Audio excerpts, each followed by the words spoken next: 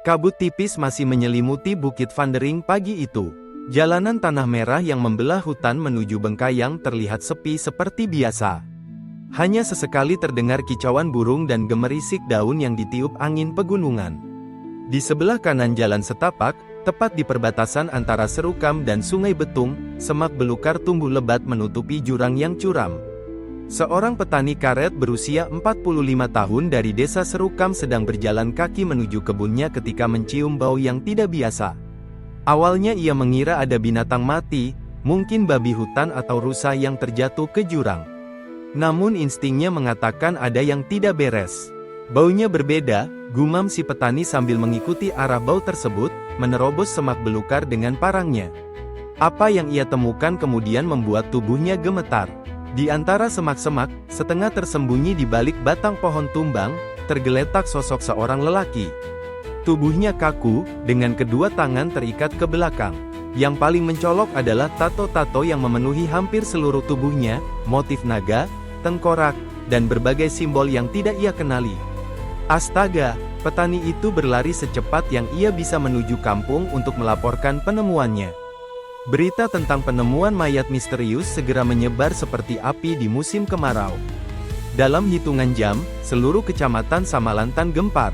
Penduduk Serukam yang biasanya tenang kini dipenuhi rasa takut dan penasaran. Aparat keamanan dari kecamatan tiba beberapa jam kemudian, diikuti tim medis dari puskesmas. Korban laki-laki, usia sekitar 25-30 tahun, dengan tato di sekujur tubuh, ucap salah seorang petugas sembari mencatat. Ada luka tembak di bagian dada dan kepala. Kemungkinan sudah meninggal 2 atau 3 hari yang lalu. Proses evakuasi jasad dari jurang berlangsung sulit karena medan yang curam. Butuh 4 orang untuk mengangkat tubuh korban ke atas dengan menggunakan tali dan tandu darurat. Wajah korban sudah sulit dikenali. Namun tato-tato di tubuhnya sangat mencolok, khas tato yang biasa dipakai preman atau anggota kelompok kriminal. Camat setempat segera mengadakan pertemuan darurat di kantornya. Ruangan yang biasanya sepi kini dipenuhi kepala desa dan tokoh masyarakat dari seluruh kecamatan. Kita perlu menjaga ketenangan masyarakat, ujarnya serius. Jangan sampai ada informasi yang tidak bertanggung jawab beredar. Serahkan penyelidikan pada aparat. Namun di warung-warung kopi dan di pasar, bisik-bisik dan spekulasi tidak bisa dibendung. Siapa sebenarnya mayat misterius itu? Mengapa dia dibunuh? Dan yang paling menggelisahkan, siapa yang membunuhnya? Itu pasti korban Petrus, kata pemilik warung kopi yang selalu up to date dengan berita nasional. Di kota-kota besar sekarang banyak preman yang dibersihkan. Pasti dia dibawa ke sini untuk dibuang. Petrus, penembak misterius, adalah operasi rahasia yang menjadi perbincangan nasional tahun 1980-an. Sebuah upaya pemerintah yang konon bertujuan membasmi premanisme dan kejahatan jalanan dengan cara yang kontroversial, eksekusi di tempat tanpa pengadilan. Di kantor keamanan, seorang penyidik memandangi foto-foto mayat dan barang bukti yang terkumpul. Tidak ada kartu identitas, tidak ada petunjuk siapa korban sebenarnya. Hanya sebuah korek api dari sebuah klub malam di Singkawang dan rokok kretek yang tinggal setengah bungkus di saku celana korban. Cari tahu tentang kelompok preman di Singkawang dan Pontianak, perintahnya pada rekannya. Cek juga apakah ada laporan orang hilang dalam 2 minggu terakhir. Penyidik itu mengambil telepon untuk menghubungi atasannya. Kasus ini terlalu sensitif untuk ditangani sendiri, terutama jika benar berhubungan dengan operasi Petrus. Kami menemukan mayat seorang pria di Bukit Vandering, perbatasan Serukam Sungai Betung. Kemungkinan korban Petrus, lapornya dengan suara pelan.